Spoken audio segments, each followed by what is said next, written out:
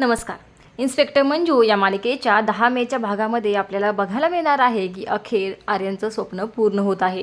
आर्यन आणि मंजू यांचा लग्न सोहळा पार पडताना आपल्याला बघायला मिळणार आहे. पण त्याच वेळेस मंजू आता टेरेसवरती वाट बघत असते की सत्या अजून कसा काय आला नाही आहे. आजचा प्लॅन सगळा व्यवस्थितपणे पूर्ण व्हायला हवा आहे. पण इकडे सत्या काही वरती आलेलाच नसतो. तोपर्यंत तिथं आलेला असतो तो म्हणजे आर्यन. काय नाचून बाई कोणाचा विचार करताय, कसला विचार करताय असं आर्यन म्हणतो. त्यावेळेस मंजूला कळतं की हा आर्यन आहे. आता आर्यन म्हणतो, तुला काय वाटलं मंजू, तू मला फसवशील आणि मी फसत राहील. तुझा आणि सत्याचा सगळा प्लॅन मला समजलेला आहे. आता मंजू खूप चिडते. मंजू आर्यनची कॉलर धरते आणि त्याला म्हणते, सांग कुठे आहे सत्या माझा, कुठे आहे. दोघंही नवरा नवरीच्या वेशात असतात. त्याच वेळेस आता आर्यन हसू लागतो आणि तो म्हणतो, तो जिथं असायला हवं त्याला तिथंच आहे, तू काळजी करू नकोस. तुला आणि सत्याला आता मी कायमचं वेगळं केलं आहे.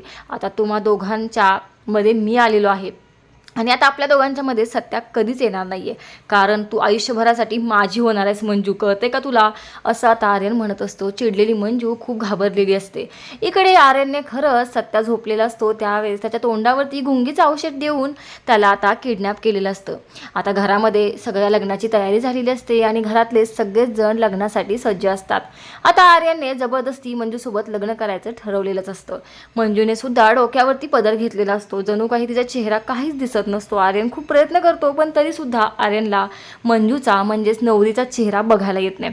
आता लग्नाचे सगळे विधी झालेले असतात, 7 फेरे सुद्धा झालेले असतात आणि त्यावेळेस आर्यन आता नवऱ्या मुलीचा चेहरा बघण्यासाठी डोक्यावरचा पदर उचलतो आणि जेव्हा नवऱ्या मुलीला बघतो त्यावेळेस मात्र आर्यनला धक्काच बसतो, कारण त्याचं लग्न ज्या मुलीसोबत झालेलं आहे ती मुलगी मंजू मुळी नाहीयेच. आणि लग्नाच्या वेळेस मंजू आता लग्नातून गायब झालेली आपल्याला बघायला मिळतं. मग आर्यनचं लग्न झालं कोणाशी, हा सर्वात मोठा प्रश्न. ह्याचं उत्तर आपल्याला पुढील भागामध्ये बघायला मिळणार आहे.